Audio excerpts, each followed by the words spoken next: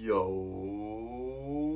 what's going on, YouTube, and welcome back to Goal Line Hockey. It's your boy Kevin Forte, and we are taking a look today at the New York Islanders. Now, there's a lot to the story today. We have a lot to talk about because the Islanders are a team of misery and disappointment. And if you guys are new to the channel, obviously, welcome to the channel. But I'm a big New York Islanders fan. That is my number one team. And if there's anything I've learned about being an Islander fan, you can't have anything good. At least not for too long. So we are going to go back in time today. 2018. July 1st, 2018 will be a day that if you are a New York Islanders fan, you will remember forever.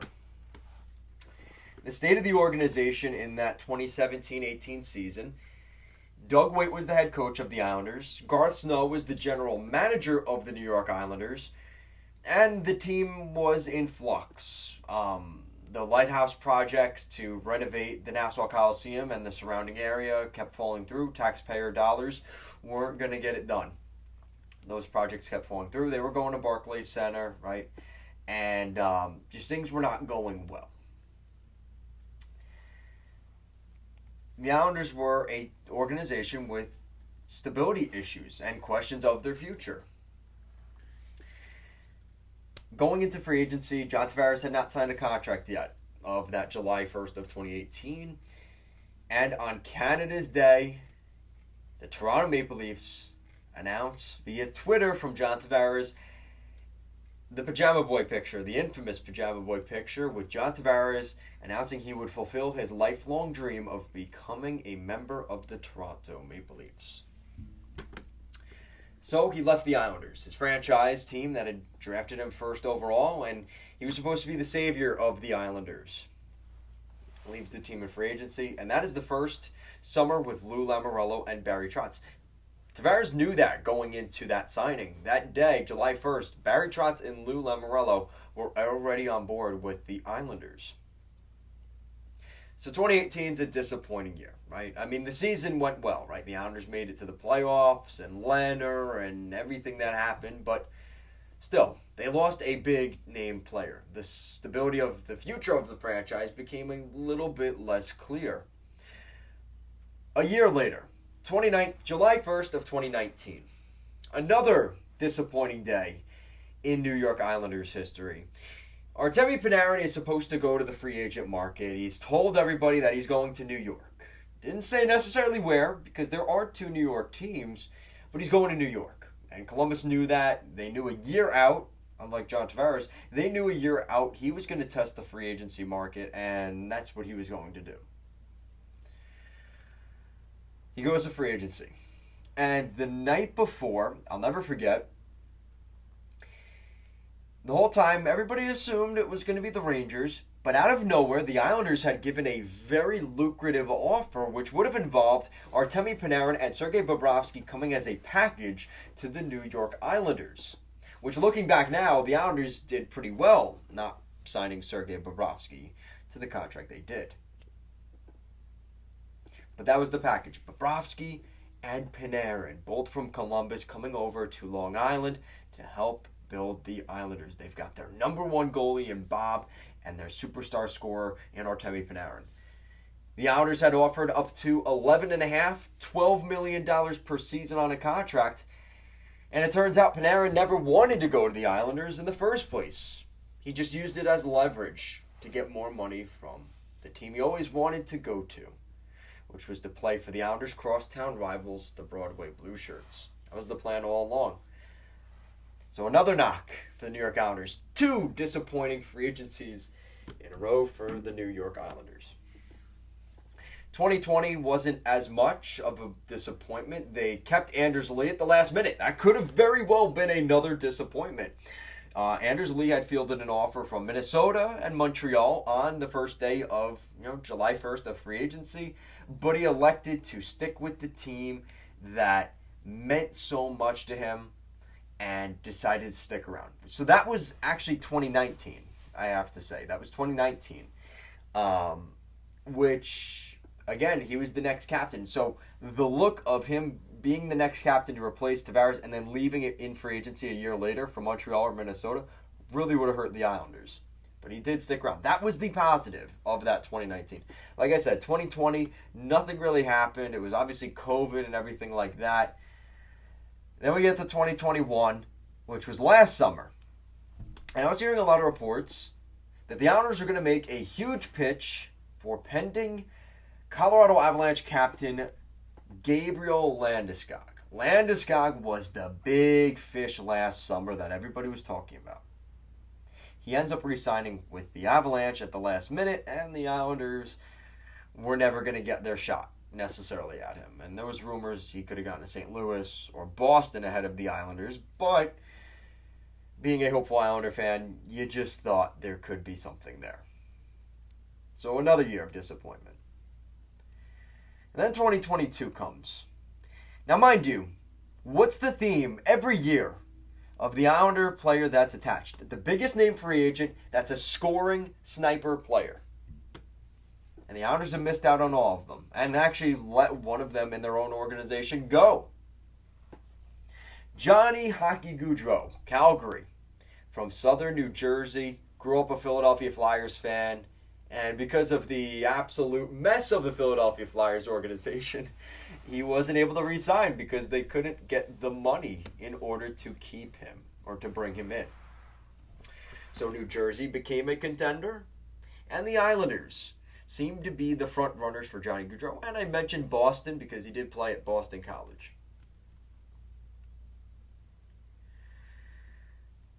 New Jersey was the favorite all day today, for the most part. Yeah, he, like I said, grew up from, I think he was in Hoboken, New Jersey. And apparently, again, this is from reports. The Devils' reported offer was 7 years in the upper $11 million per season range. That's a lot more money than Gaudreau ended up taking. Gaudreau's first choice was always Philly, the Philadelphia Flyers. But when they didn't have the cap space to sign him, he turned elsewhere. He eventually ended up taking much less money to sign somewhere else, which we're getting to. Now, apparently, the rumor has it, once again, the Islanders, and this is from Drive for Five, which is an Islanders Instagram account, the Islanders may not have had, quote-unquote, much of an appetite to go too far north of $9 million per year on a 7-year deal for Johnny Gaudreau, according to David Pagnotta. Now they are sitting at the sweet table with an empty plate, Pagnotta said. So, the stinger to this, it gets worse. So he rejected the offer from Jersey. He didn't take the Islanders' offer. And remember, these were the two favorites for the last 2 or 3 days. It's the Islanders and the Devils. Last minute, Jarmo Kekalainen and the Columbus Blue Jackets, mind you, from Columbus, Ohio, come in and swoop Johnny Gaudreau from the everlasting hands of the New Jersey Devils and the New York Islanders. So it's a sad day for Devils fans too. As an Islander fan, take solace in the fact that at least they didn't offer that kind of money and he still said no, and he lived in that state. So in that sense, it's tough to be a Devils fan today. But you look at the last couple of years, they've been bringing in the top free agents. Last year it was Dougie Hamilton.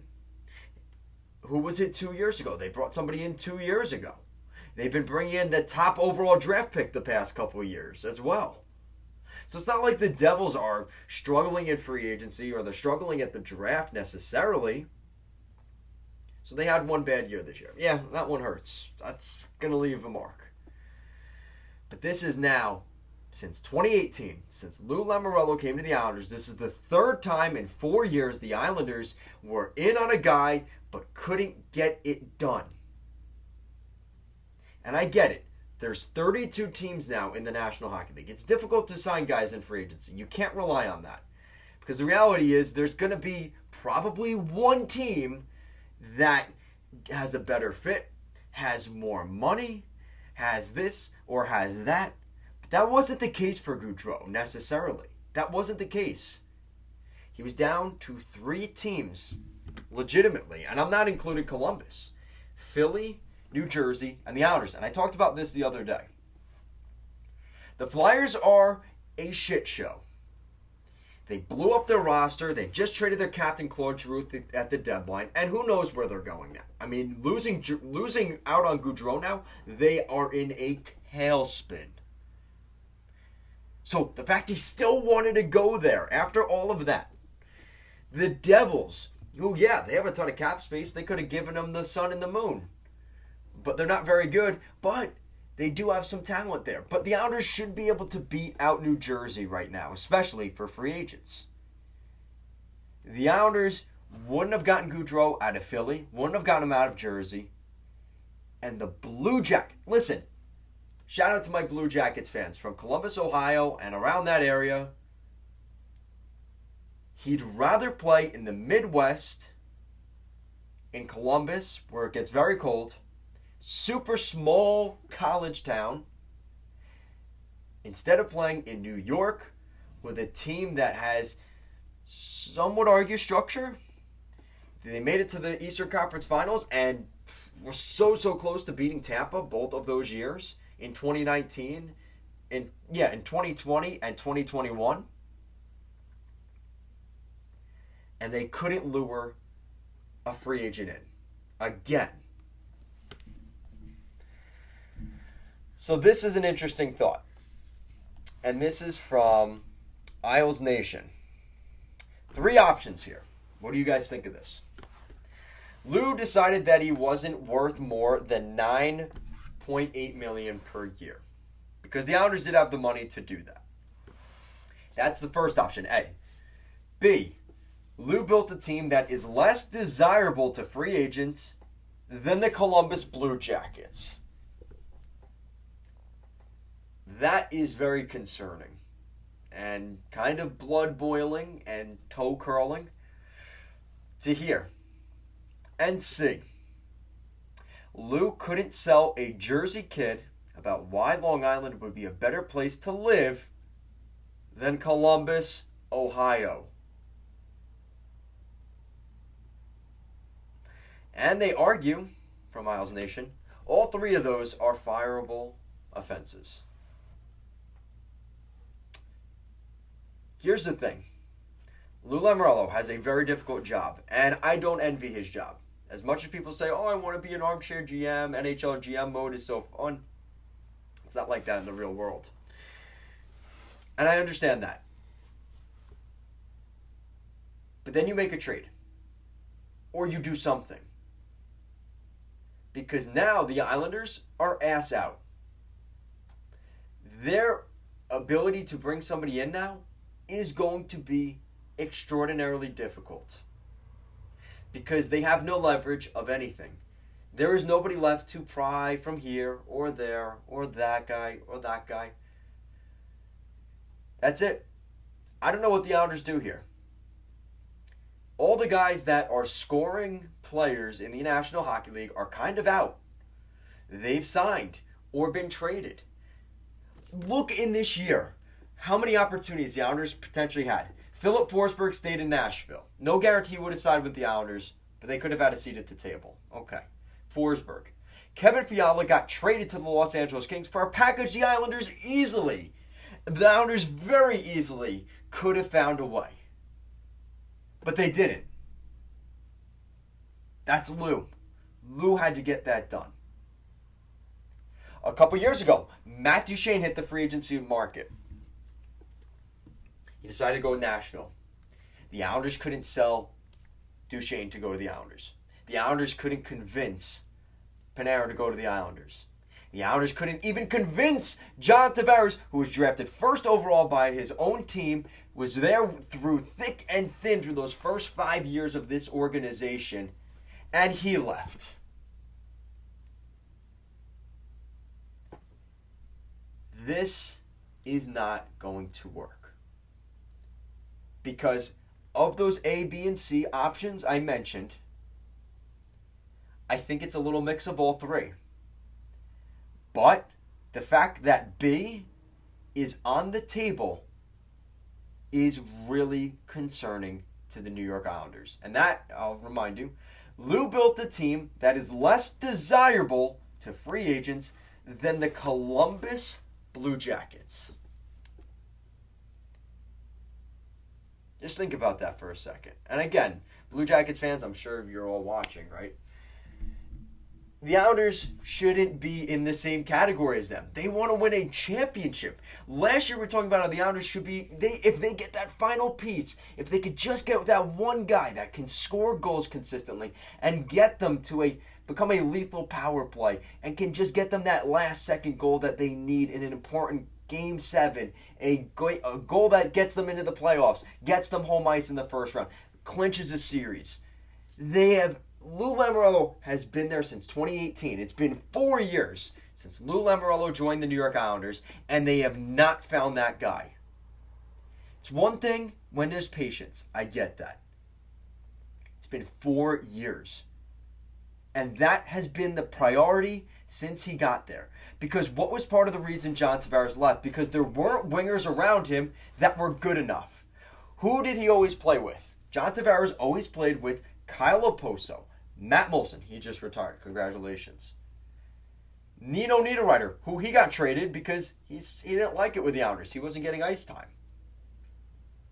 We've seen this, and this is before Lou Lamoriello even got there. This has always been a problem for the Islanders. And you wonder if Columbus said to Gaudreau, hey, listen, the New York State tax sucks. Okay, fair. But you're not going to score points. The way the Islanders system is, you're not going to score 100-plus point seasons. They bring everybody in. They rein everybody back. You're not going to get the point production there. Here in Columbus, we're going to let you freewheel and do what you want to do. Oh, we're also going to give you the money too. And that was probably the selling point. So, at the time of this video, Nazem Kadri has not signed a contract, which means the Islanders could still be in the mix. But I'm not naive enough to actually believe the Islanders could get it done. Lou Lamoriello, at the end of the day, what have you done? What have you done for this team? Yes, they've gone on good playoff runs. Okay, but they missed the playoffs this year and clearly exposed some weaknesses in their game. And to be honest, teams around them are still better. And the one team that you hate to admit got better than you this year, that wasn't the case last year, is your crosstown rival, the New York Rangers. So what's going to happen next? Lou, what are you going to do? Because you're going to get the same results next season if you keep this same team. Okay, you got Alexander Romanov. Great, that filled the void because the Islanders needed defense. But this has been the issue for this team since I have started making this channel and before that. Since 2010, the Islanders have had problems finding scoring wingers. And even when they do draft them, they don't work out. Michael Dowcole just got let go off of a qualifying offer. He was a 2016 5th overall pick. Guys, it's not rocket science. The Islanders cannot score goals. They have the culture of a team that reins it in, and they play a very structured game that doesn't leave much for players and isn't attractive. And if Gaudreau signing in Columbus isn't the indication of that, I don't know what is. But let me know what you guys think in the comment section down below. What do you think of this? I'm still trying to wrap my head around the fact that this is just such a kick in the nuts for the Islanders organization. And it's just another one of many that the Islanders have sustained in the Lou Lamoriello era. And the Islanders continue to be a joke. And you know what? Do things have to get worse before they get better? I don't even know. This team can't really rebuild. You've put all this money into Lee and Pelech and Pulak and everybody else. I don't know. I'm at a loss for words, guys. Let me know what you think down below. And yeah, if you're thinking about becoming an Islander fan, maybe second guess that because it's pretty rough around here. Guys, thank you so much for watching, and I'll see you again next time.